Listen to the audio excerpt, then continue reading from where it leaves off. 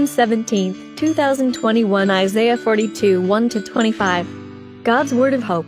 Introduction. Isaiah 42, 1-25, verses 1-4 comprise the first of 4 servant songs in the book of Isaiah. In this passage, the servant is described as one whom God has chosen to bring justice to every nation. Verse 1. Today's scripture, Isaiah 42, 6. The Lord, has called you and given you power to see that justice is done on earth. Today's reading. The Lord's servant. 1. The Lord says, "Here is my servant, whom I strengthen, the one I have chosen, with whom I am pleased.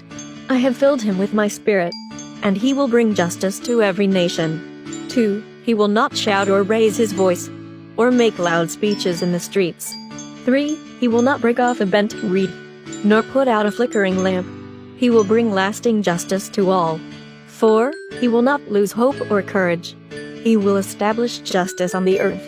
Distant lands eagerly wait for his teaching. 5.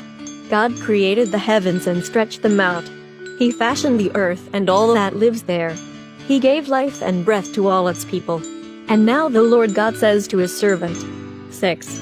I, the Lord, have called you and given you power to see that justice is done on earth. Through you I will make a covenant with all peoples.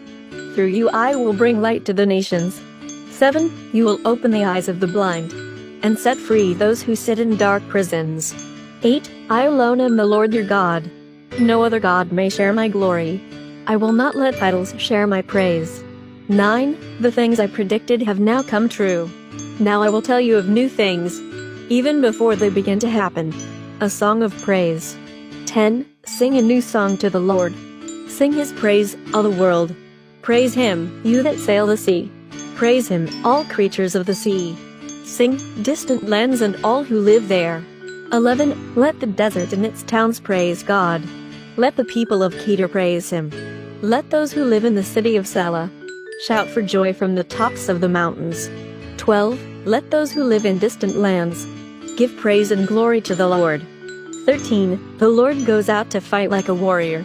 He is ready and eager for battle. He gives a war cry, a battle shout. He shows his power against his enemies. God promises to help his people. 14. God says, "For a long time I kept silent. I did not answer my people. But now the time to act has come. I cry out like a woman in labor." 15. I will destroy the hills and mountains, and dry up the grass and trees. I will turn the river valleys into deserts, and dry up the pools of water. 16. I will lead my blind people by roads they have never traveled.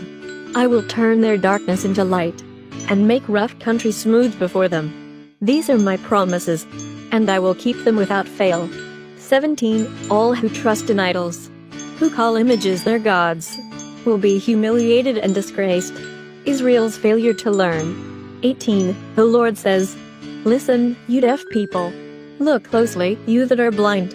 19. Is anyone more blind than my servant? More deaf than the messenger I send? 20. Israel, you have seen so much, but what has it meant to you? You have ears to hear with, but what have you really heard? 21. The Lord is a God who is eager to save, so he exalted his laws and teachings, and he wanted his people to honor them. 22. But now his people have been plundered. They are locked up in dungeons, and hidden away in prisons. They were robbed and plundered, with no one to come to their rescue. 23. Will any of you listen to this? From now on will you listen with care? 24. Who gave Israel up to the looters? It was the Lord himself, against whom we sinned. We would not live as he wanted us to live, or obey the teachings he gave us. 25. So he made us feel the force of his anger, and suffer the violence of war. Like fire his anger burned throughout Israel. But we never knew what was happening. We learned nothing at all from it.